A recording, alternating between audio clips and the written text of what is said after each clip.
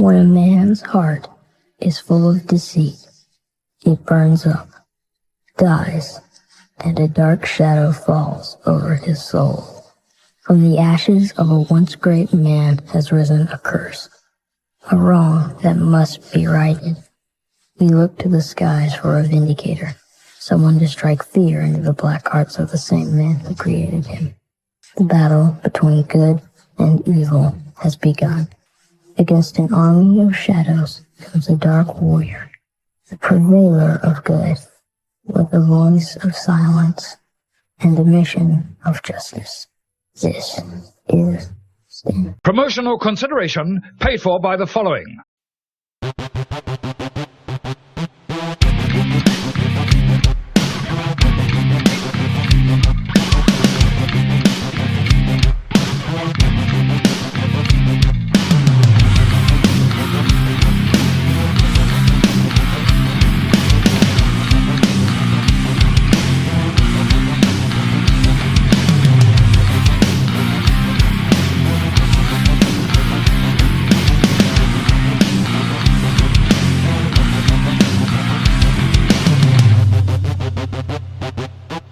Ladies and gentlemen, welcome to Give Me Back My Pro Wrestling. I'm Dean Hill, see you at ringside. All right, listeners, thanks for tuning in to Give Me Back My Pro Wrestling. And today we've got a very special episode ahead of us. As you probably read on the welcome mat there, it is What If Sting versus Hogan, Starrcade 97. Now, we know how much we loved this growing up, how much a great storyline this was. So what we're going to do is we're going to break it down a little bit. We're going to talk about what led up to it, what led out of it, and what we think would have made it a little better. Obviously, the what if element of this show is we're going to try to essentially make it make sense, maybe smooth it out or do our best. But of course, as always, I'm here with my main man, Plastic Sheik, my brother Jut. How are you doing today, buddy? I'm good, brother. And we're going to, in the words of Byron Pillman, play the Booker Man a little bit. Booker Man. Anyway, so yeah, that being said, you know, the what if element is something that we kind of collaborated on. Basically, when we come up with ideas for the show, we always text amongst one another. With Dan and Jared and I, we get into text messaging and we say, okay, we got some ideas. Well, Jared, it was about a couple of weeks ago, Jared said, what we could do is we could try to rebook the Sting versus Hogan deal where, you know, Starrcade 97 and try to see if it could be done any better or if what we think could have been done or just really take a good analytical look at it. And I was like, you know what we need to do? I said, we could start a series because Jimmy is all about the series over here. I love having series on my other show, Live and in Color with Wolfie D. I love having series with this show. I love it. I love it. You'll see as many of them as the other guys will let me. But what I wanted to do was start the series called What If. Basically, we could take controversial stories from the past or present or whatever, try to rebook them and say, what if this would have happened in hindsight? Would that have been better? So yes, I'm ripping off the Marvel Cinematic Universe. Don't sue me, Mickey. But at the same time, I just like the idea. You came up with the idea for the story, you know, to the Sting versus Hogan, but then we put an element to where we can make a series to where we can take any kind of element that ever happened and simply make a show about it and call it What If. So anyway, I'm happy about that. The main thing that I'm happy about though right now is everybody that's hearing this, we want you to wish the Plastic Sheik Jared a very happy birthday. As of this recording, Jared has turned 41 years old. How's it feel, man? Isn't that awesome? I think the aches and pains feel different after you cross the 40 threshold. So Yeah. For anybody under that, just it's coming for you. Exactly. When you wish me a happy birthday, though, you can't forget Little Sheik to wish him a happy birthday. I can figure. Because me and him share the same birthday. So Yeah, isn't that cool? I mean, I know there's elements of it that possibly aren't cool, but I think you and Jocelyn and my sister-in-law, I think you all have made a real concerted effort to make the birthday about him, especially as a young boy. You know, he wants to probably make that day feel special. But for you, I mean, ultimately, that's the greatest birthday present, is it not? I tell people sometimes it was my last birthday present. That's so true. Yeah. The only person who still gets me anything is our mother, our dear mother. So our sweet mother. Now I'll I try to get you something here and there, but a Wolfie D sticker or something. A Wolfie D sticker, or maybe even a "Give Me Back My Pro Wrestling" sticker. And, that was a great segue there. We are going to be partially or in all at the upcoming RobCon event in Abingdon, Virginia, at the Virginia Highlands Community College Higher Education Center. The cool thing is I'll be representing the podcast there. Wolfie D will be there with me. We'll be representing the Live and in Color with Wolfie D podcast. All the other people from the podcast network are going to be there, plus Jake the Snake, Butterbean, some really cool people. I've actually never been to a convention in my life, but this will be the first. So anyway, Butterbean has nice history with WWF. I mean, he did knock out Bart Gunn in like 2 seconds. He did clean his clock, and Bart ain't no joke. So, Bart mowed through the rest of them people. So anyway, long story short, we're going to be there representing. If you guys are in the area, come on out and see us at RobCon in Abingdon, Virginia. But, other than that, of course, the big deal is the Sheik's birthday. Everybody send him a happy birthday. Say it in your car, say it at your home, wherever you're listening. Just wish him a happy birthday and he'll feel it through the air. Obviously, for his birthday, we had to do a show that he suggested, and that is this one. So, with all being said, I know, we sometimes have longer intros, but I think we ought to go ahead and get this going and let's ask, what if? Sounds awesome, brother. All right. We'll be right back after these messages. Hey guys, this is Wolfie D from PG-13. Check out my podcast, Live and in Color with Wolfie D, every Monday at noon. We're talking Memphis, we're talking ECW, WCW, WWF, everywhere that I've been. We even have some great guests, some Hall of Famers on the show with us. Every Monday, Live and in Color with Wolfie D. If you're a pro wrestling fan, there's something for everyone at the Cheap Heat TV Podcast Network. From the Pro Wrestling Discussion Show, Cheap Heat TV Live, to the interview show, the Jackson Interaction Podcast with the king of all wrestling media, Gene Jackson, to the silliness of the Whitey Jenkins Show, and the brand new Zip, Xander's Irresistible Podcast with Charles Anders. You can check them all out and much more over at cheapheattvlive.com. All right, we're back with Give Me Back My Pro Wrestling, and we are once again doing What If Sting versus Hogan Starrcade 97. Now, let's just start out with this. This was one of, if not the most important feuds. I mean, against, versus Vince and Stone Cold, this may have been the most important feud of the Attitude Era. I mean, wouldn't you agree? Oh, definitely. It was built for 16, 18 months, and to have the perfect ending would have culminated how far WCW had came from being kind of a big time second fiddle to now being the top dog. It sadly is looked at in history now as basically that was so WCW of them, So to kind of build up things, Hogan and Sting were both 6-time WCW champions. They shared that number.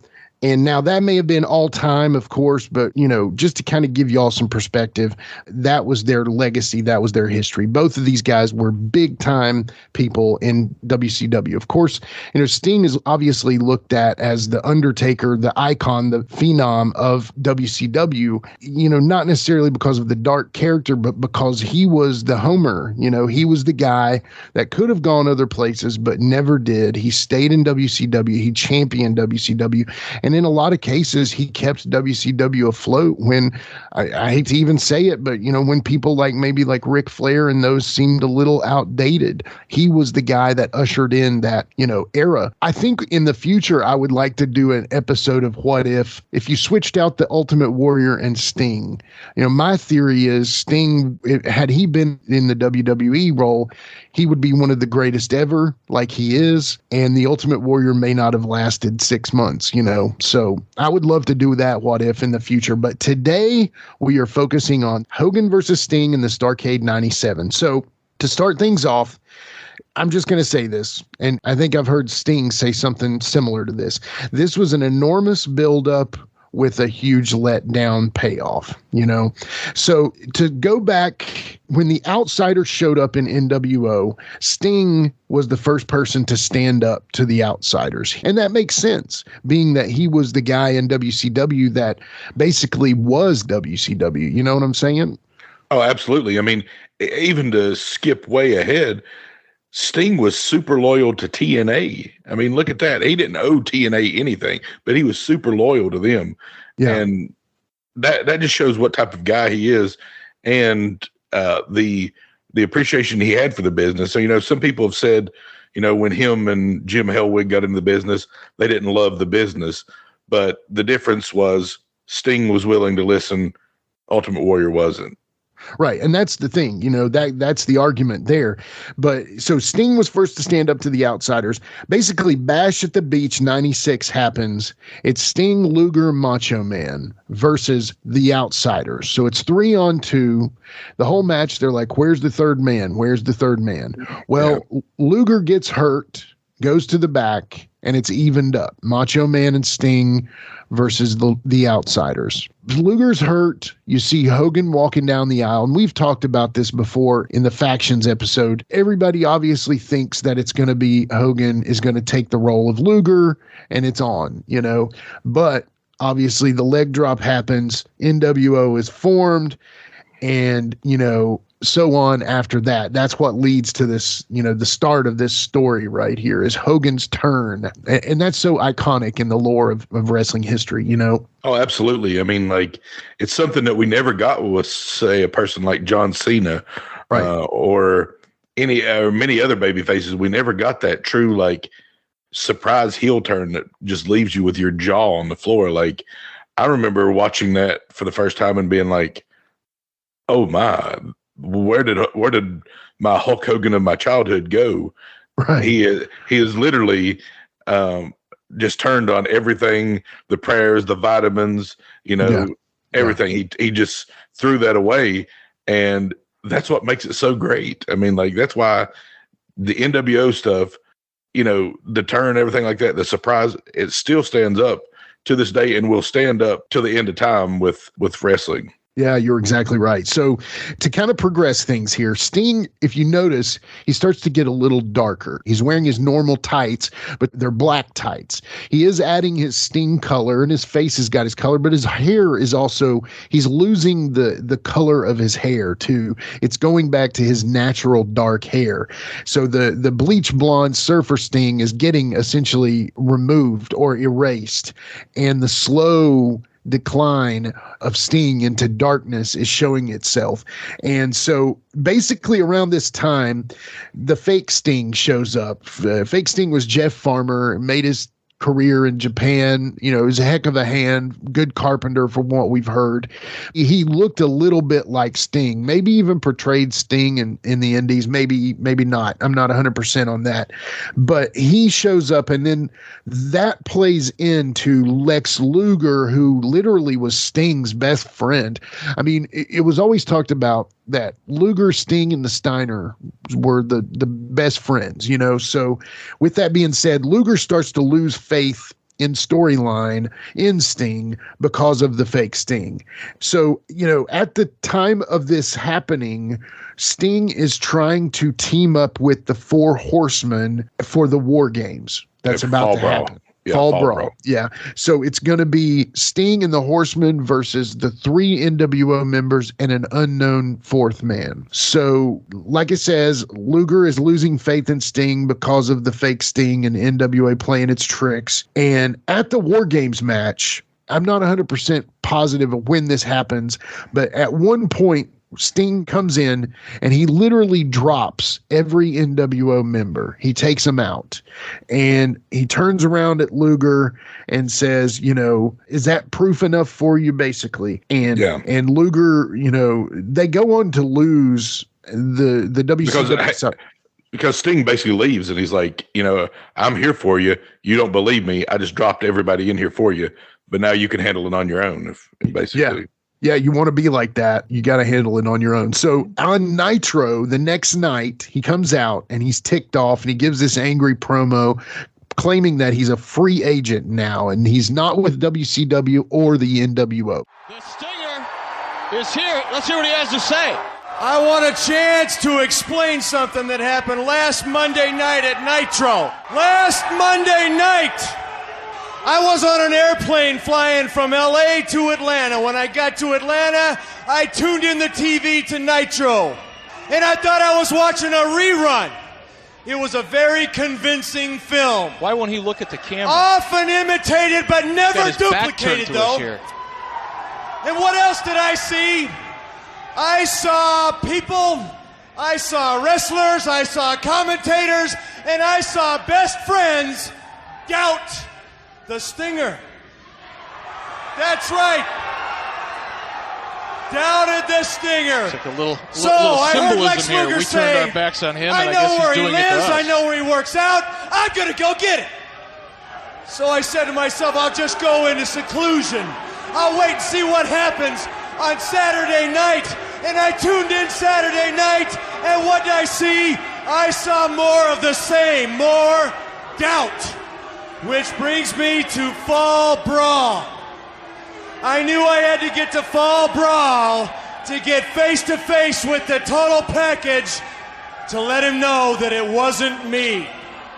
And what I got out of that was, no, Sting, I don't believe you, Sting. Well, all I gotta say is, I have been mediator, I have been babysitter for Lex Luger. I've given him the benefit of the doubt about 1,000 times in the last 12 months. Yeah. What's he getting to? I don't like the, and I don't like the tone of this at all. I've carried the WCW banner. And I have given my blood, my sweat, and my tears for WCW. I don't like where this is going. So for all of those fans out there and all those wrestlers and people that never doubted the Stinger, I'll stand by you if you stand by me. But for all of the people, all of the commentators, all of the wrestlers, and all of the best friends who did doubt me, you can stick it.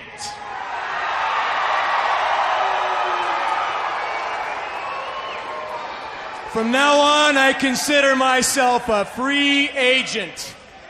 But that doesn't mean that you won't see the Stinger from time to time. I'm going to pop in when you least expect it.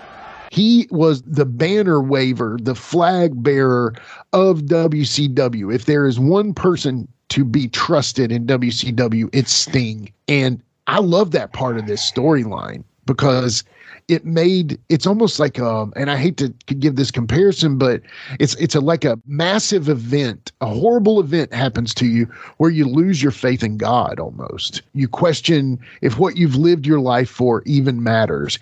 And in this case, obviously it's not that major, it's wrestling, but whenever he loses faith in WCW and alternately a lot of the WCW guys lose faith in Sting.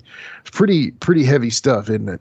Yeah, I mean, and you get to, it's very much like, I mean, basically losing a best friend. Lex Luger and him were best friends. They lose each other. I mean, Sting was loyal. Lex Luger got confused by the NWO using some recording of Sting's voice. Right. And just the look of the Sting, and I think he attacked Luger. I think Luger got like attacked from behind or something like that, and he couldn't really see exactly as what the story was, and he just thought it was Sting turning on him and joining the NWO. I mean, yeah, exactly. And so at this point, he gives this angry promo on Nitro and says, "I'm a free agent," and he dips. And I mean, not only dips, like he's not just chilling in the locker room waiting for a storyline to bring him back in. He's gone to Japan.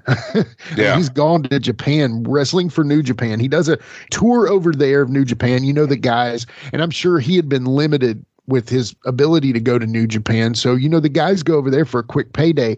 I think I've heard that guys can make upwards of $20,000 a month just working for New Japan. So think about that, dude. And it's fresh too. I mean, they get to be fresh matchups. They get fresh crowds. The Japanese crowd is typically different than the American crowd, but it's, it's a fresh crowd and fresh ideas, and you can hone your craft over there and not worry about getting oversaturated.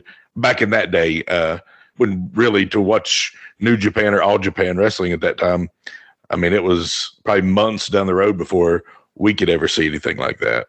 Oh, totally. And, I know those are got to be available out there. I would love to go watch and, do maybe like a watch along of those, Oh, I'm sure. Fun. Yeah, that'd be great. So, okay, on October 21st, 1996, Sting officially returns to Nitro. He looks a little different. He's not quite the normal Sting, but he's not quite to what he's going to become. He's kind of in the middle phase. He's got a duster, a big black duster, dark clothing, and he breaks up a match with the fake Sting Jeff Farmer and Mr. JL. And, as a side note, Jerry Lynn episode, Yeah, listen to Live and in Color with Wolfie D right now. We've got Jerry Lynn on the show. I think you'll enjoy that. Thanks.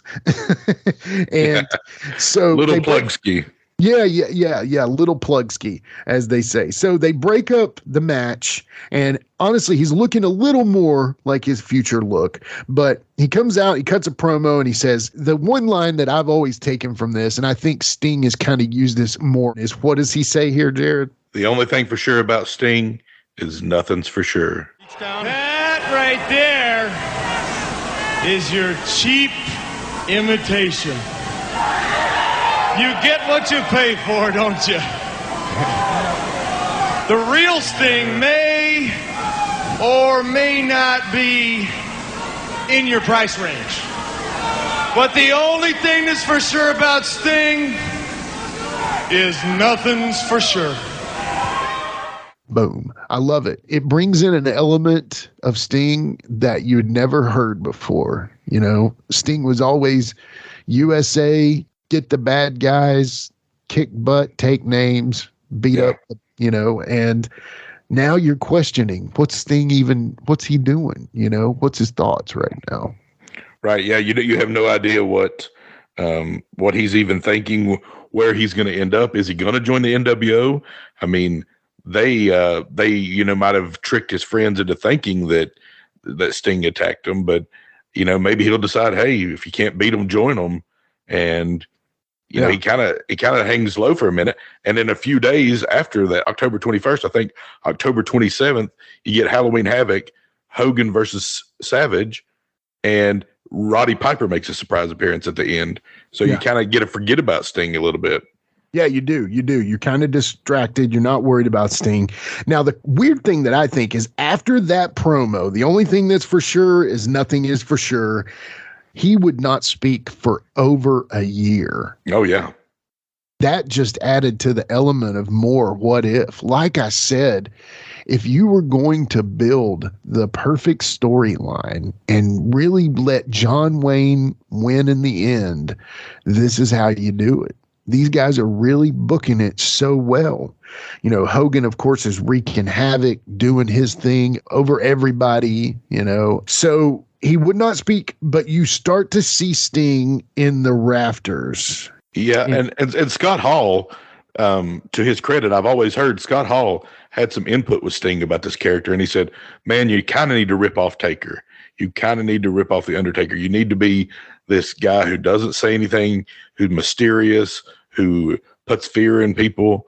And, that was a heck of an idea from Scott Hall to give the advice that, not that Steve Borden, Sting couldn't have done that on his own, but it was some good advice that a well-respected wrestler gave him, and they took off with it, and you get what you get. It was pretty dang good. Yeah, it definitely was. And if you think about it, he actually was the one that suggested the Crow gimmick as well, which also think about Scott Hall's legacy in this. Sting still rocks that look to this day. So Yeah, I mean, you know what I'm saying? He didn't go back to the red and yellow like Hogan did. He didn't change his look. He really rocked that look for the rest of his career. I mean, I know he had the tomato face time, which we'll get a little into that here coming up, but the Wolfpack look did kind of modify his look. He did a Joker type thing in TNA. TNA, right. That was still all based off the white face paint of the Crow look that Scott Hall recommended to him. He was like, do the Crow gimmick. Do like Undertaker. I mean, be the Undertaker. You know what I mean? Yeah. It's pretty killer. And that tells you again, like you said, about how smart Scott Hall was to the business. So, Sting at this point is basically dropping out of the rafters. He's living in the rafters. He's showing up with a buzzard. He's doing all these, dark things. He'll show up. You never know what he thinks. But the thing he starts doing is he starts picking apart these matches with WCW wrestlers. Like, I think he did one with Rick Steiner. He did several, but he would drop down and do these loyalty tests where he would get in the ring, have a baseball bat. The WCW wrestler, whoever it was, would look at him and say, okay, is he going to hit me or what's he going to do? What he would do, he would hand them the bat, turn his back, and if they didn't hit him in the back, he knew he could trust them, right? Absolutely, yeah. I mean, he tested several people like that. The first person he tested was Macho Man, I'm pretty sure. Yeah. I could be wrong with that, but I think it was Macho Man he tested first.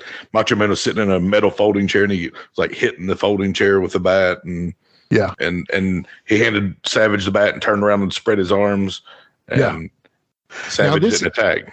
Yeah, and Savage didn't attack. And now this isn't a Savage episode, but he's going to be brought up a lot because Savage also at this time kind of returns as his second. So basically Savage returns as a free agent with Sting, Right. I even remember seeing Savage up in the rafters with Sting, Right, yeah. Which is crazy. Now, this leads into where Hogan is right now. Hogan is currently embattled with his old nemesis, Rowdy Roddy Piper. Of course, the things are switched here. Hogan is the evil one. Piper, always the best bad guy in every scenario, is the good guy.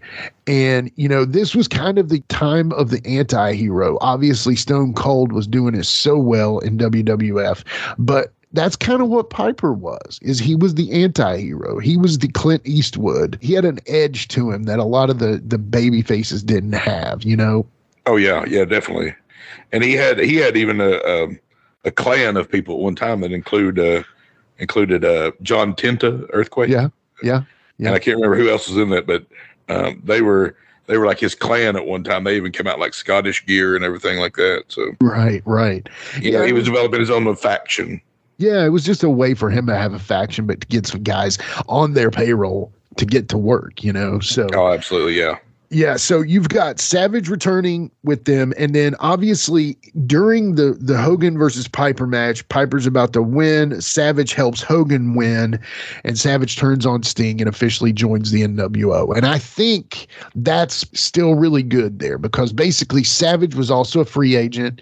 He was friends with Sting, or he was in a kind of a partnership with Sting, and he may have said, "Okay, brother, this is the way to go." Oh yeah, that kind of thing. Yeah. And so what happens? Sting hangs with the NWO for a little while, actually, and it makes you even think further. So Macho Man is full NWO, right? Well, Sting kind of doesn't really seem, it was a little ambivalent, as they say. You can look that word up, kids, but didn't know where Sting was going to go. So he kind of is hanging around him there. And this is at the other time where Dennis Rodman joins the NWO. Remember that? Oh, that was great. I mean, like, that showed how big wrestling was at that time. To have somebody that's literally at times playing a basketball game one night in the NBA with Michael Jordan, who was very demanding of his teammates, and he would be on Nitro in a free moment with Hulk Hogan walking around in his Rodzilla gear. Yeah. And it just shows. Yeah, talk about him, because you were a huge Bulls fan. So I was a huge Dennis Rodman fan, but you were a Bulls fan. Tell us a little bit about that storyline. So basically, he was actually skipping practices for the Bulls.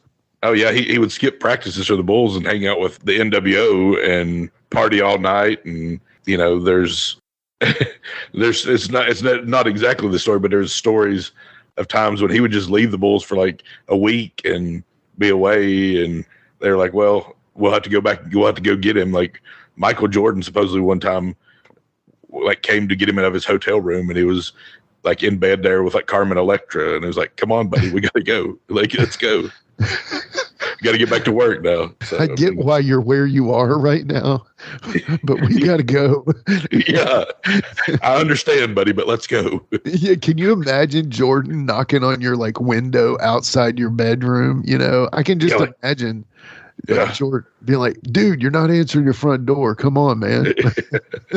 I mean, Jordan was so competitive; he would have probably kicked your door in if he thought that he needed you. And like, but wasn't it something where he was showing up for games, but he just wouldn't go to practice or something? Yeah, absolutely, yeah.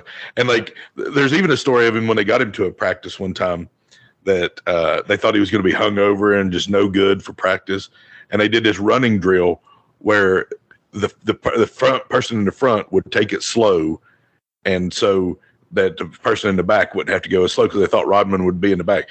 Supposedly he like sprinted like, and it took them like 4 to 8 laps to catch him. So I mean, Rodman was one of those that could turn it on game time, didn't need the practice, and he was an ultimate fit with the NWO too. He had that rebellious attitude that like, I don't need you. I'm not going to dress normal. I'm going to color my hair. I'm going to have multiple piercings in my nose, ears, whatever. I don't need you. I'm going to do it myself, and you're just going to have to live with it. So, I mean, he was a perfect fit for the MWO, and it gave them super cred with the mainstream audience too. Yeah, exactly. So to kind of dial it back quickly and tell you a little bit about Hogan. So basically, to get him into this position, Hogan won his second WCW World Heavyweight Championship at Hog Wild that year, defeating the Giant for the title. So the Giant had the title up until Hogan won it. He spray painted NWO across the title belt, scribbled across the nameplate, and referred to the title as the NWO title.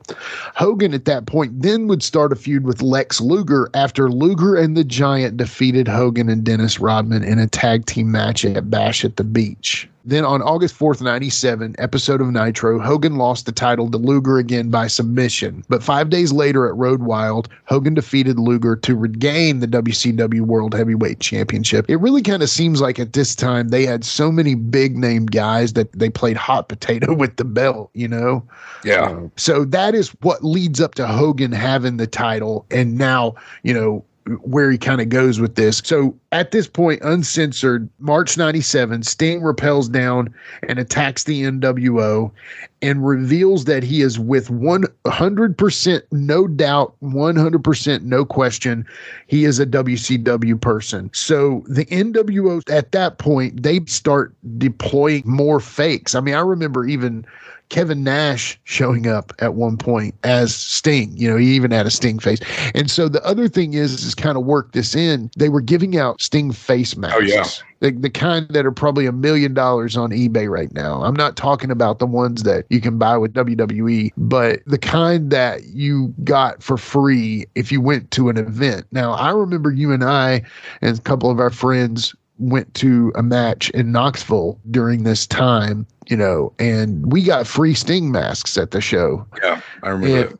That was a lot of fun. And so long story short, those Sting masks were huge, but it also led to the ability in the storyline for a lot of these fake Stings to show up and kind of, you know, and I think that really kind of ticked off Sting eventually, you know, in the storyline. Yeah, and he would come down at one point when they were like sending hundreds of them in, and he would come in and like clean out a bunch of them, and and really surprised. Like I think it was Buff Bagwell. Like they thought they were like fighting off all the Stings, and then Sting like grabbed him, and Scorpion Death dropped him.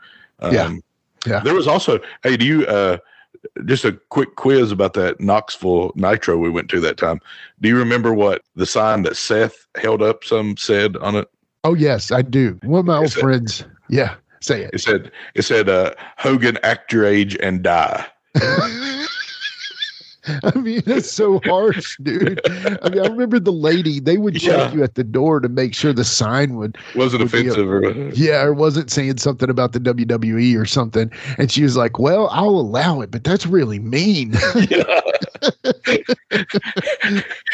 And we also accompanied a Sting impersonator in every awkward moment we could put him in when we went to Johnson City to Saturday night taping one time. So yeah, we made him go in the Johnson City Mall. We were like, yeah, I think we want some in the mall. We went to see it. Oh, and he was dressed like Sting in the mall. And we stopped at like Burger King or somewhere. Yeah. I mean, he it was kind of mean, but it's so funny, you know. So to kind of go back to real quick, you know, Sting attacks and reveals he's with WCW. One part of that, and you've made a short about it on Sheik Shorts on YouTube, is Dusty Rhodes says the most iconic Dusty line that is never really talked about, but I love it, and it's going to play right here. All hell is broken loose, Adam Simpson. And hell brought with him a baseball bat. Broke loose and uncensored, and hell brought with him a baseball bat. I love that line. It's so good. And, you know, I love that line so much. So again, you know, the NWO is deploying more fakes more and more. So JJ Dillon, he's the commissioner or the president or vice president or whatever. Head of the executive committee or something head like of the exec. So basically he's the good guy boss where Bischoff is the behind the scenes boss. So Sting keeps declining JJ Dillon's offers to fight NWO members. Basically he's offered him, hey, do you want to match with him? Do you want to match with this one? You want to anybody you want? You got it. And Sting keeps declining those. He says, you know, and then finally Dillon says, well, who do you want? And Sting goes out of the ring and he grabs a sign and it says something to the effect of, you know, Sting versus Hogan, or he wants Hogan or something. Points his bat at it. And I mean, dude, I remember blowing up at that point. That was huge. I mean, I'll be honest, at this point, we weren't even watching WWF. We were watching WCW. We would only watch WWF in the commercial breaks. Yeah, we would watch it in the commercial breaks. Or if we, and this is even with the WCW repeat at the 11 o'clock hour, basically. Yeah. You know, we would still watch WWE unless we were like, I think we figured out you could record it in your room, the WWE, we would record it, then we would watch WCW. And that's VCR recording for all those of you who were born after the year 2000. Exactly. Video cassette recorder. Yeah.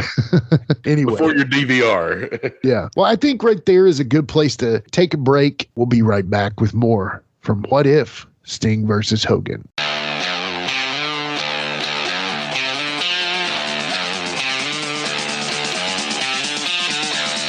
Hey, this is the one-man gold mine, the one-man enterprise of professional wrestling and all entertainment, Flynn Hendricks. And you better believe when I'm looking for a good podcast to listen to, I go to my own. I go to the I Know You Hear Me podcast hosted by me, Flynn Hendricks. That is such a fresh perspective for how you should look at life, too. I love that. And then when I'm feeling spooky, I go to my other podcast, Tales from the Haunt, where I want my head shoved inside a 15-pound silicone mask. More. You know, I want to have a bucket of sweat coming off me at the end of the night than just Jeff. Dogs don't lay eggs, Flynn. I hate you so much. Talk to other scare actors about what it takes to get into the world of scare acting. So if you're curious about how people became professional wrestlers, actors, prioritized their mental health, became entrepreneurs, avoided burnout, or got into scare acting, you need to go check out I Know You Hear Me and Tales from the Haunt, available on all podcasting platforms. And I know you hear me.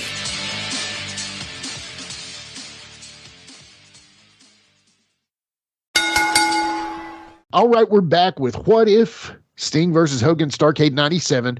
Now, Sting gets his wish. He gets Hogan at Starrcade 97. And this is where the what if comes into this episode. Because I know y'all have been listening. You're like, you guys are just kind of going through it, stating the facts. It's a recap, buddy. Yeah, it's a recap show. And maybe we're doing that. But hey, the what if's coming, I promise. So just about this same time in the WWF, obviously everyone knows and has heard it a million times, the Montreal Screwjob. I even have an idea of how we can do a what if of that. But we'll get into that some other time. Montreal Screwjob. I don't think I've ever heard of that. You're not familiar? Just So, yes, basically, we all know Bret Hart gets screwed out of the title. He's possibly leaving the company. And it's a long story that I don't feel like getting into, but long story, Bret gets screwed out of the title. It's true. It's just egos got in the way. Egos got in the way, for sure. And they weren't able to come to an agreement on his out. So Vince decided to go ahead and take the title off of him by hook or by crook. And so this idea for this match, the finish was supposed to echo some of the controversy of the Montreal screw job. Bret Hart was just signed to WCW and was already a ref earlier on in the Bischoff versus Zbyszko match. Right. And then Nick Patrick does a regular count. Okay. It's a regular 1, 2, 3. And Hart comes out and reorders the match to be restarted after Patrick botches the fast count. Now, the ref has said in this clip from the Dave Penzer show that he was asked for a fast count from someone and a regular count from someone. There was a little pay-per-view that had a little bit of a build-up. Obviously being sarcastic. It had about a year build-up, and it was the top WCW pay-per-view in the year, Starrcade. Mm-hmm. And there's been a question as to as if it, I guess as the story goes, and correct me if I'm wrong, because I wasn't in on all that backstage stuff back then. But I guess as the story goes, you were asked that Sting was going to win the world title over Hulk Hogan. You were asked by Hulk. Right. This is the story. I'm not saying what you did. You were asked by Hulk to fast count it to give him an out. And as the story goes, either your fast count wasn't a fast count by any standards, or somebody else got to you and convinced you not to do the fast count. Now tell me, is that story correct? Is it incorrect? Tell me your version. That's incorrect. What happened is the two people, Sting and Hulk, were the two franchise guys, and these two franchise guys were butting heads at the point in time over what was going to happen. Sure. And one guy came up to me and told me to fast count it because I was already doing, to get some heat so he'd give him an out. Right. And the other guy says, don't fast count it, just keep it nice and slow. And so the person that was in charge didn't want to make a call, didn't want to pick a side, and made themselves scarce all night long where I could not find them to ask them, hey, what do you want me to do? Now, Jared, you and I have differing opinions on this. I personally think Hogan asked for the regular count. Sting asked for the fast count, but you have a bit of a different theory on that. Yeah, I mean, and I've read some stuff and I've listened to stuff. I mean, basically, I was just trying to, kind of read between the lines of what Nick Patrick was saying in that clip. And he also says a lot. He says, somebody wasn't available all day for me to talk to. Somebody. Bischoff. And I think it was Bischoff. Yeah. I mean, he doesn't name him, I don't think, but he says he was not, you couldn't find him to talk to him. Right. So I think Hogan asked for the fast count in order to make Sting look weak and still make himself look strong. But I can see it both ways. Yeah. I can see that. I think Sting was going to kick out in his scenario. I think the original scenario, from what I listened to Bischoff talk about it, and I think I take it. I mean, I have a lot of respect for Eric Bischoff, but I take a lot of things he says about this moment with a grain of salt, because I think he's either misremembering on purpose or intentionally. Right. Conrad Thompson in their podcast gives him down the road for about 20 minutes about this. Like, people should have been fired for messing up this moment if it was truly that bad. Bischoff kind of plays a politician when he's talking about it a lot. He never talks about Hogan. And, and a lot of people, Kevin Sullivan included, who was on the booking committee, thinks that Hogan got in Nick Patrick's ear and changed it up some way. Right. So that basically they met earlier in the day, Sting, Hogan, Bischoff, and Bischoff claims that him and Hogan saw it with Sting. He had no energy. He wasn't tan. He didn't look like he'd been working out. and apparently Sting had some personal stuff going on. I don't know if that was his marriage. I don't know if he had some substance abuse problems in the past. Sure. I don't know if some of that was rearing its head. Nobody has ever officially said what was going on there, but there are several possibilities. Yeah. So they say, oh, he's not ready for this. He's not ready to be the champ, have the full-time commitment of the champ. He's been off for 18 months essentially, and now we're going to put him as our champ, and he's going to be our representative. He's not ready for it.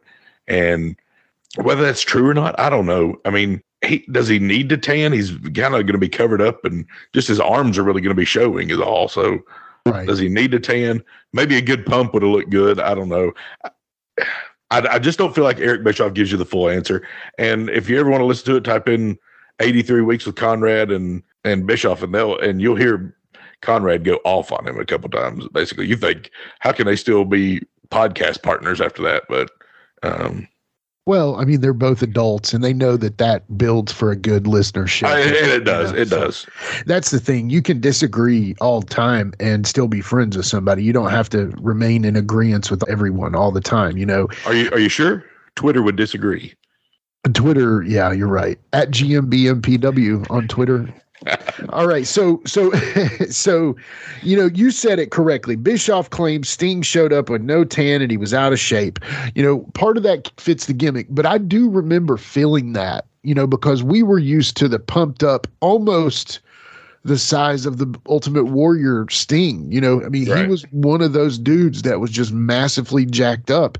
And I do remember being a little let down, especially I think it was more noticeable in his TNA run and his WWE run, but for sure I was just like, yeah, he's lost some weight. Now, again, Eric Draven, The Crow, Brandon Lee was not massive. He was skinny, looked kind of like a rock star because that's what he portrayed in that movie. He was a guitarist for a fledgling rock band. So he could have been taking some of that element. Also, he could have just not wanted to work out the same way that he did. I do remember thinking that, man, I feel like Sting's lost a little weight. I don't know about the tan thing. I mean, he looked pretty tan to me, but, Bischoff can say a lot of that. But, I remember reading about in Bret Hart's book when he talked about seeing Hogan come back for WrestleMania 9, and he had just worked some movies in Hollywood and all this stuff. And he said he looked like a lean old walrus. And I mean, Hogan did kind of turn into the basketball player size rather than, what he rather than a 24-inch python. Yeah, brother, pumped up to the max, And what's you gonna do when Hulk Hogan and his little Hulksters rumble all over you? So it kind of is funny that Bischoff says that about Sting, whereas Hogan, who was always ripped, I mean, Hogan was always in good shape, but he was not quite as jacked as he used to be. So, I give or take on that. Maybe Bischoff thought that in his mind. Maybe Hogan saw him and said, yeah, brother, that's not going to work for me, whatever. So the match goes as such. Can anybody look tan next to Hogan, though? No. My mother-in-law, maybe, but other than that. So the ref has said that, about the fast count, but Sting eventually wins with the sharpshooter / Scorpion Deathlock due to the controversy. So Bret Hart says that the fast count doesn't count, being that he was a ref in a match earlier. He's claiming that he's a ref in his black t-shirt. WWE would not have missed that. That's the thing about WCW there, is the WWE would have had him in some stripes or a blue shirt or whatever. But that's neither here nor there. Hart claims he is some sort of official. He restarts the match. Sting wins with the sharpshooter Scorpion Deathlock. And then the next night is nothing but controversy. So on Nitro, Hogan protests, claiming ref's decision should have been final and that the rematch was granted. So they get a rematch on Nitro. And here's the other annoying crap that they did on purpose. They ran over the time slot. Oh, yeah.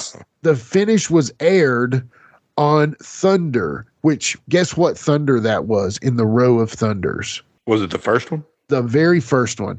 So similar to Starrcade, 2 different refs declare 2 different men as winners, and J.J. Dillon vacates the title. So Sting had the belt for one night, and then it was vacated. So Sting says his first words since October 96. He looks at J.J. Dillon and says, "You've got no guts." And he looks at Hogan and says, "And you're a dead man." The title is being held up. What? Wow. The championship is vacant until we can come to some decision as to what to do from here. What are we? Look at the face of Sting. And Sting, I need for you to give me the championship belt.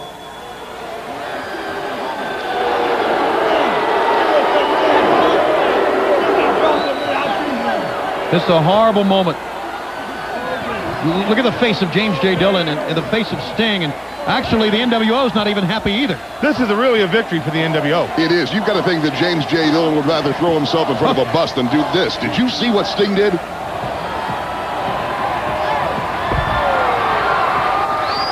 You got no guts.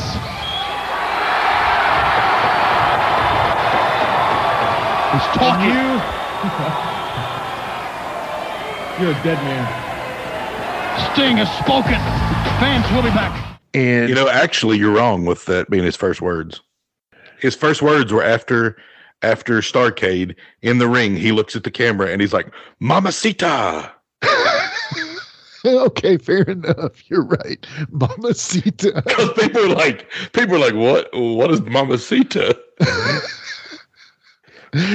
Well, that's a great point. But as far he literally looks at the camera and he says something a little bit before, but you can't. It doesn't catch it, and he's like, "Mamacita." All the stars of WCW. I guess his like, first official words. I know. I'm just saying. Mamacita. If I can play that clip, it's already played. So I promise. So you've got no guts. You're a dead man. And the NWO starts to kind of bust up after this. You know, Sting recaptures the title in February at Super Brawl. And then he defends it successfully against Hall, Nash, DDP. And then Savage wins the title from him at Spring Stampede. Of course, the Wolfpack officially forms and, you know, so on and so forth. I mean, basically, you just have Bill Goldberg the whole time on a meteoric rise. I mean, yeah. So now let's play What If. Okay. Now let's say that Nick Patrick does the fast count and then it all makes sense. And at that point, because you know for a fact, just like we did, I know that the Mick Foley deal where Tony Schiavone says that'll put butts in the seats, that kind of thing. Yeah. It's kind of said, okay, hey, that's what made WWE win. But if you want to start that boulder rolling, I think this is the spot that boulder starts rolling. I think people are like, you know what? They're treating us like we're idiots. You know, we clearly saw the regular count. Why would that be restarted? The only reason it would be restarted is if the good guys cheat. You know what I'm saying? Yeah. And they think that, you know, a lot of people will tag that Starrcade 97, which was supposed to be the biggest pay-per-view for them ever. And it drew a huge number on pay-per-view. I can't remember what the buy rate was, but it was huge for WCW. Oh, yeah. And there was a lot of issues going on. Kevin Nash didn't show up because they thought he had a heart attack in his home in Phoenix. And so he didn't show up to face the Giant. Macho Man stepped in a 3-man tag or 6-man tag in a NWO. It was some weird stuff. A lot of people think the best match on the card was the very first one, Dean Malenko versus Eddie Guerrero, and those two can bring it. So it doesn't doubt me. Yeah. And I told you earlier, Jimmy, but the stupidest thing to me is, no offense to either one of these guys, and I have, you know, respect for these guys, but Lex Luger and Buff Bagwell were given the most time of any match on that card. That is incomprehensible. Right. I mean, the work rate alone would tell you to trim that match. Yeah, like you know? they got the most time of anybody. I mean, give the time to Dean Malenko, Eddie Guerrero, give it to DDP and Kurt Hennig, give it to somebody else. I mean, like, well, in reverse, in hindsight, you know, most of the people say nowadays that if you had the lower card the undercard of WCW and the main events of WWE, those would be some of the greatest pay-per-view events of all time. Oh, definitely.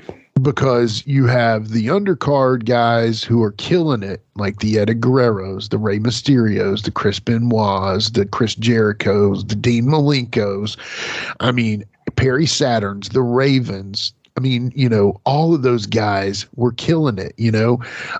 Other than DDP and Goldberg, you really can't think of that many, you know. And again, Goldberg wasn't like going to blow you away with his technical abilities. And to be honest, DDP wasn't either, because DDP was on the other side of time. You know, he was getting older. He was the same age as all those guys, except he started so much older, so much later. And so, you know, other than those guys, really you weren't getting the exciting main events. I mean, but let's do the what if. So let's just pretend everything went perfect. Okay.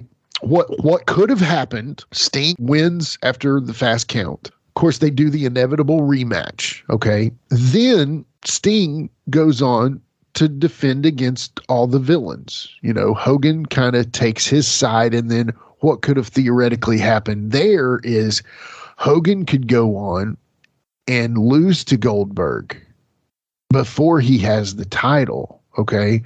Right. And he's kind of feeding, maybe let's say he works DDP then. And then, of course, obviously, you know, the only thing that we can't do what if on is the inevitable freight train that is Goldberg. That was happening whether we wanted it to or not. And I assure you at that time, I didn't like Goldberg. I still really don't. I respect him, but I don't care about him. And his matches bore me to tears.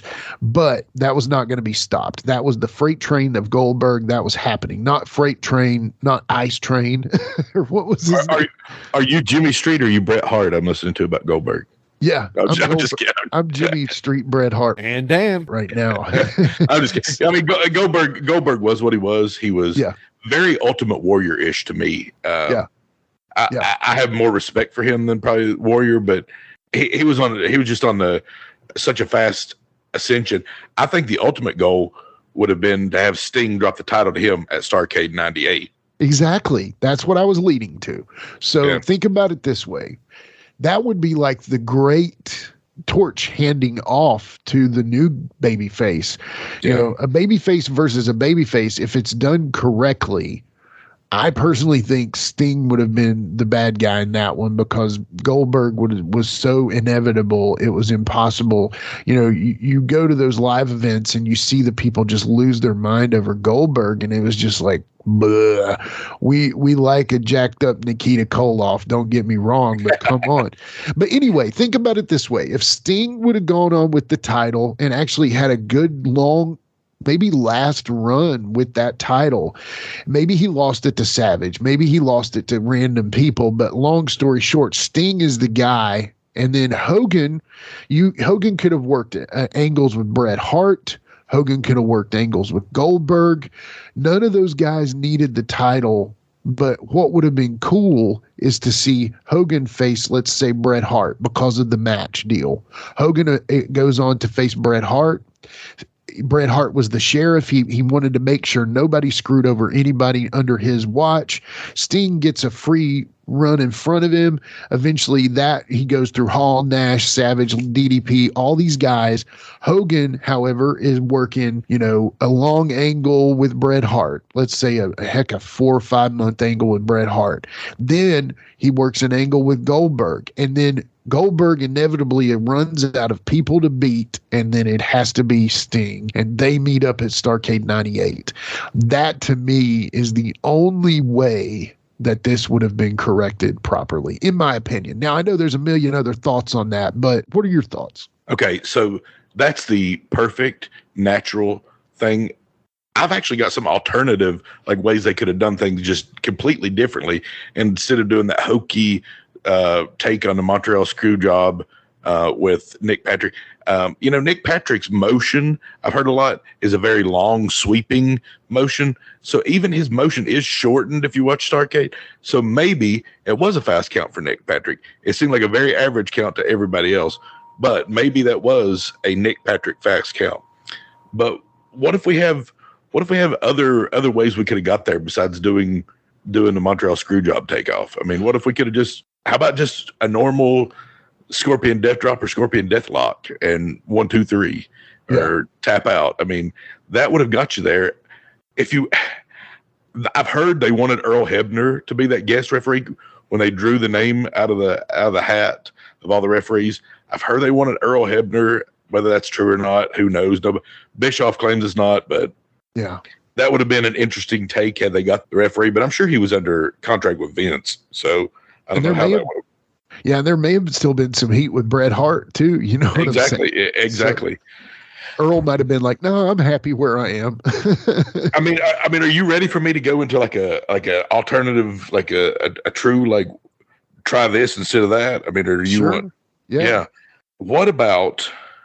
It's a tough one because you'd have to change some of the stuff, but like, so when you think of Bret Hart, you typically think of the good guy, the guy that's always standing up for right, always going to do what's right, the guy that got screwed out of the title at Montreal Survivor Series. You think he's never going to do anything wrong. You typically don't think of the Hart Foundation and right after Stone Cold when they did this double switch where he was kind of anti-American and all this stuff. Yeah. So what if instead of Bret Hart coming to clean things up, what if he had just attacked Sting and cost Sting the match somehow? And he joined the NWO at that point instead of later, and he became like the new guy with the NWO and aiding them, and then being their new horse to run with, and because there were some questions obviously about Kevin Nash's health at the time. They didn't really know how he was going to be if he had a heart attack or not had a heart attack. That's who knows on that. But what if you had got to heel Bret Hart right there and done it right, man? You could have said, so then you could have done Sharpshooter versus the Scorpion Deathlock, and then so if Hogan didn't want to drop the title, then I think it would have been so cool if you could have had Bret Hart be a bad guy right there and join the NWO. Now, would it have worked? I don't know, but oh no, it didn't work. I like it better than what they did. Yeah. I agree. And that's a great idea. Think about that. You could have a 6-month run with Sting and Bret Hart and probably some of the best matches in WCW history. Correct. Yeah. And I mean, man, and then that could have been beside the Goldberg and the inevitability of him winning the title from Hogan, so that could have started that process. Now, I don't really know or care to look to see the progress of Goldberg at that point. Let's just say he's 8-0 at that point. Yeah. And so he's inevitably going to take on Hogan. Then what you're doing there is you've got like when does the DDP Savage happen? What that point? Was that Spring Stampede or was that? Are we talking 97 or 98? DDP wins the U.S. title at Starrcade 97 from Kurt Hennig. Right. Okay. And then I think it's because they had feud of the year. It was 97, Spring Stampede 97. Okay. So that was before that. So that was before all that. Okay. Gotcha. So yeah, obviously you're looking at it from that perspective. So you've got DDP in the chase there. Savage could always be the heavyweight champion.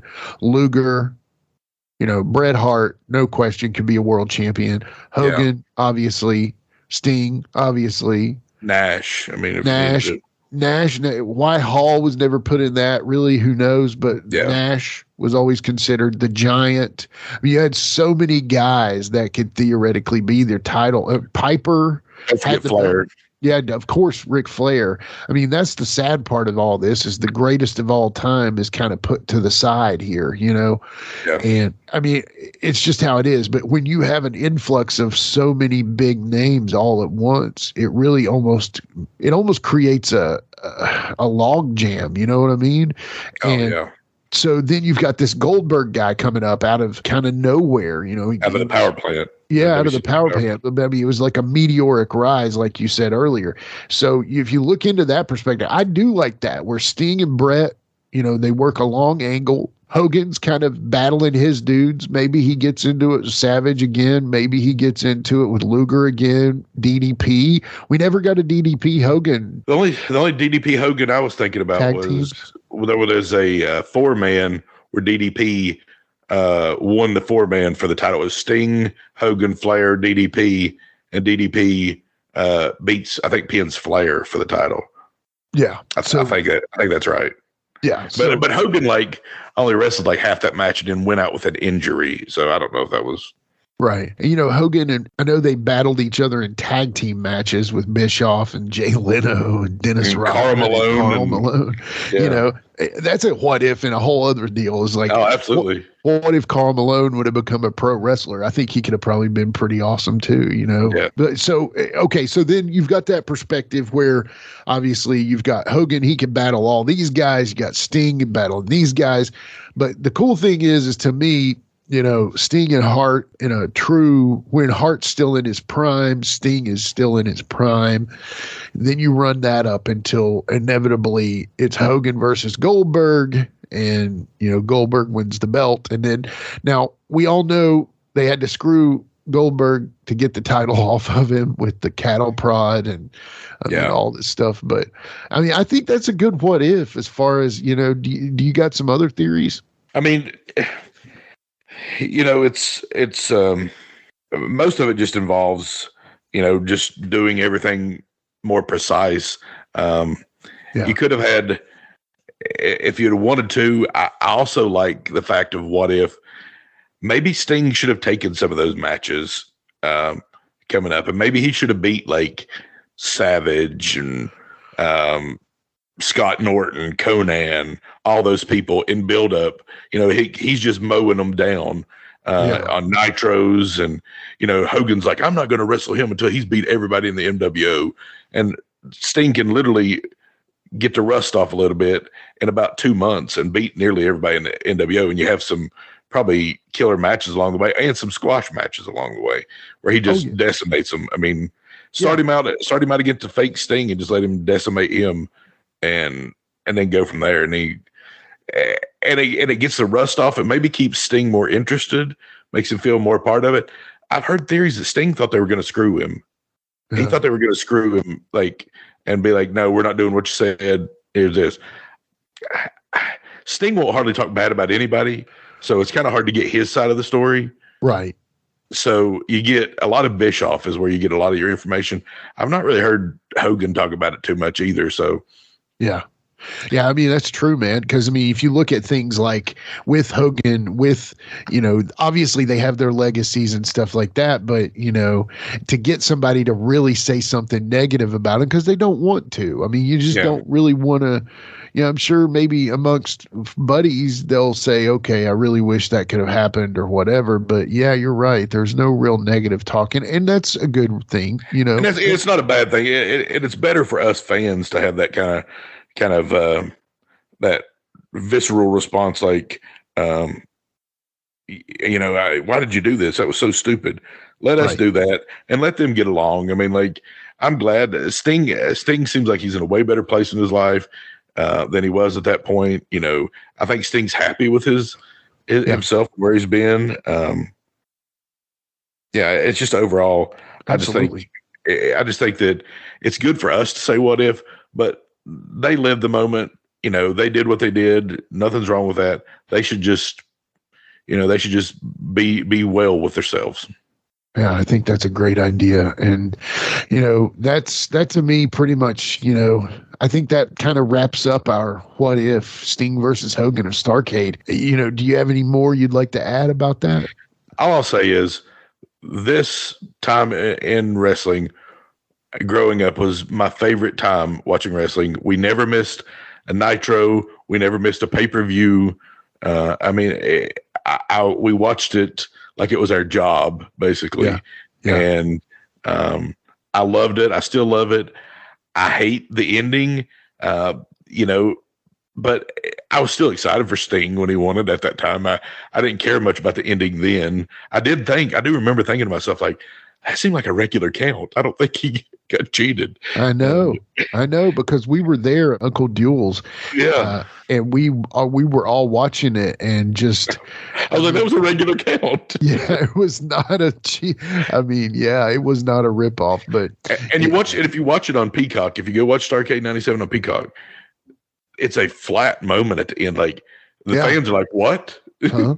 Yeah. Yeah. Look, it was a popcorn fart, man. That's what it was. It was just, it had no substance to it. And it kind of deflated everything that it was probably one of the best buildups in pro wrestling history, possibly of all time. Might be the best, maybe better than Hogan Andre, but that being said, it was deflated in an instant because in the Hogan Andre, you got the body slam, you got the leg drop, you got the 1, 2, 3. You got what you wanted.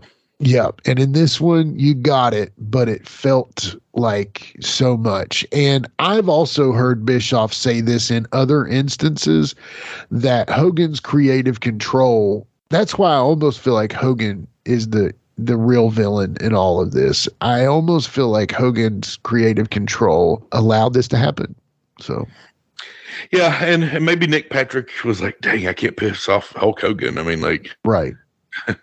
Yeah, I can't piss off the big guy. If there's anybody I can't piss off, it's him.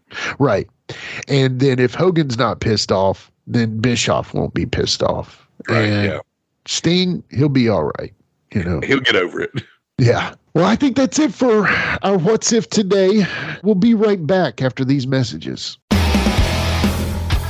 This is Charlie with Give Me Back My Action Movies. And bro. Join us every 2 weeks as we dive into the classic action movies of the 80s and 90s.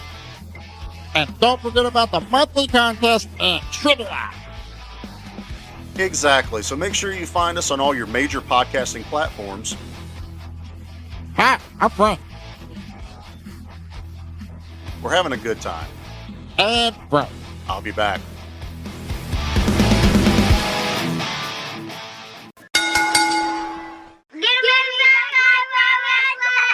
Action figure. And we're back with Give Me Back My Pro Wrestling presents What If. So obviously today we've got our elements of What If. Of course, this is your birthday episode.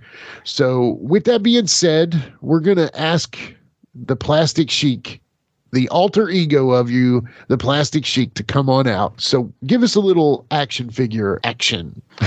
Well, Dan kind of stole my thunder last time telling about the Power Town brand, but I wasn't on, so I'll take the Freebird rule there for Dan to brag on the Bruiser Brody figure from Power Town. I'm still looking for more stuff from them, but the Bruiser Brody figure, the packaging, it looks amazing. It is downright killer. I've heard maybe somewhere that they're looking at Labor Day for maybe dropping that Kickstarter. I'm not sure. I'm hoping that's the case, if not sooner. But I got an email today from Mattel Creations, and on August 31st, I believe, at like 9 a.m. Pacific, they're dropping the second round of those WWE retros. That includes Bret Hart and Jim the Anvil Neidhart and Jimmy Hart and Nikolai Volkov. So they look killer. And so if you're listening to this and you're interested in those, it's August 31st at 9 a.m. Pacific. So that's 12 p.m. Eastern time. They go on sale for pre-order. So they look good. Check them out. MattelCreations.com. They look great. I'm personally hope to get some. Hope I don't miss out on them like I did the No Holds Barred set. I'm still kicking myself about that. So yeah, because the secondary market's where it's brutal, right? Oh, it's brutal. It's like double the cost at least. Yeah. Well, that's how it is. Hope hope you get it as well. Those figures look really cool. I've seen some images of those on the Instagram, so really to me, it's fun to see all these, they were like, okay, these lines are all gone. Motu's gone. Masters line is gone. The Hasbro style line is gone, the retros, but now they're all back and they're like doubling down on them. And it's really cool. It's crazy that they have a Remco style and a Hasbro style running at the same time, So well, they know how big the collector market is right now, and they know how much the generation of people who collected wrestling figures that are now have the money to collect more If they see something they like, that they know that generation's out there. Yeah. They're not stupid. So right. They're definitely not stupid, and they know who's buying what and why they're buying it and stuff. I'm anxious to see, you go back to the Power Town. I'm anxious to see that price point that it's going to be. And I think you can expect the Kickstarter is going to be a little pricier than maybe the normal figures will be. I could be wrong about that, but I'm doing the Kickstarter with was an Operation Recall with the G.I. Joe type figures. Oh, ring G.I. Joe type. Yep. Yeah, I invested in that Kickstarter with Ron Rudat and all those people doing some of that work. And he's a famous artist with Hasbro. He worked on a lot of the guys with through the Hasbro line, so he's a legend in the industry as well. It's exciting to see what's going on, and I'm hoping for more and more. So. Yeah, absolutely. I'm excited to see where that goes as well. The other thing I would say about that is how much are the Super 7 Ultimate figures, the wrestling Super 7s? I was thinking the Matt Cardona to Brian Myers, they about $40, $50. So I can I really hope that the Power Town figures aren't that. I mean, is it too much to think that it'll be a $29.99 price point? I mean, do you think that's an even possibility? I don't think. I think it'll be higher than that on the Kickstarter. I could be wrong, but I think the Kickstarter will be higher than that. But maybe as they get into it, they'll go down. But and I may be wrong. I may be wrong because Steve has never said, but he always says that the Kickstarter amount is not going to be like outrageous. They set the point on Kickstarter, so it may not be as bad as I thought. I think they're going to get plenty of orders, and as long as everything goes well, we'll have these, I would say, within the next if it comes out in Labor Day, we'll have them by December or April or something like that at latest. Next 7 to 10 years. I'm just kidding. To get all 200 wrestlers out. I have heard of some horror stories with Kickstarters before, but I'm sure that's more stuff that's not less established. Yeah. You know what? Right now, so the major podcast Super 7, you can get the 2-pack of Brian Myers and Mark Cardona, or two set of two, $68.99 for that. But, and I say but, they have a series 2 of them coming out, Super 7, that are $74.99 each. Woo! Holy cow, dude. That's crazy. That is crazy. And I don't know. They may be way better. I don't know. I'd have to look into them. I just saw this. Well, they're up for pre-order now. So wow. Be honest, the face scans on the first one, it wouldn't take much to be better. But I felt like the Myers looked dead or something. He just looked. It was almost like it was like a plastic mask of him or something. It wasn't like a real face sculpt of Brian. But again, I don't know. It seems like I was a little down on that even with the Good Brothers ones. Yeah, too. I thought there was something wrong with and I don't know what all goes into the face scans, but hopefully they'll get that sorted out if it's. Yeah. Well, do you have any more for action figures, buddy? No, that's it for today. All right. Well, this is, again, one of your very special birthday episodes. Happy 41 to the Plastic Sheik. Thank you. Figures sold separately. Man, I tell you, this has been a fun episode. A storyline that we both knew and loved growing up, really enjoyed it, put a lot of our watching time into this. And so what I would like to do to the listeners now, don't worry if you don't feel like saying your piece on this. We can think of our own stuff. But that being said, if you go on our Facebook group at GMBNPW, on our Twitter or our Instagram, and you type in #WhatIf, and then the idea that you would like maybe us to cover in the future. Jared and I, we already have a list of what if episodes that we, feel like everybody would love to hear, or we would just love to talk about, whatever. But if you have something that you would like us to cover in the what if idea or perspective, put what if, #what if, and we will we will look into that and see what we can do about making a show. Again, GMBMPW on Facebook, Twitter, and Instagram, and Give Me Back My Pro Wrestling on YouTube. Don't forget about us on YouTube. If you don't like listening to the podcast through the normal Apple, Google, Spotify, all those others, you can always listen to them at the same time they drop on the regular podcast. You can always listen to us through YouTube as well. We are an audio only podcast, and if y'all want to go video, you can, but I won't be involved. I'm just not doing video. It's not my thing. But anyway, all the other folks can do video. I just feel audio is more to me. So, and I'm a pretty man too, it's nothing, it's just, oh well. But anyway, long story short, I think that's it for the day. Unless you have anything else you'd like to add, Judd. No, I think that ties it up, brother. All right. Well, thank you all one more time for listening. As always, keep in touch. Let us know what you like. Let us know what you'd like to hear. Rate and review as well. We need some ratings on Apple, Google, Spotify, any place that will let you rate and review us. Go ahead and give us a 5-star and write a little review. Say, hey, I like this. Hey, do this, whatever. We really appreciate it. It means a lot to us to get those. So once again, for the Plastic Sheik Jut, and I'm the professor, we are Give Me Back My Pro Wrestling. Don't forget. Oh, yeah. Fight forever.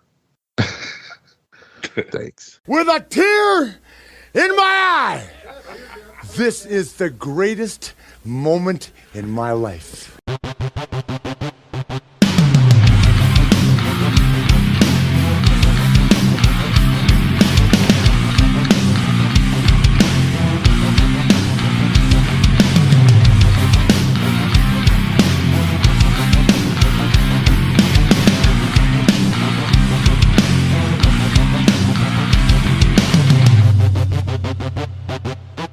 We'll see you later. This has been a James Rock Street production.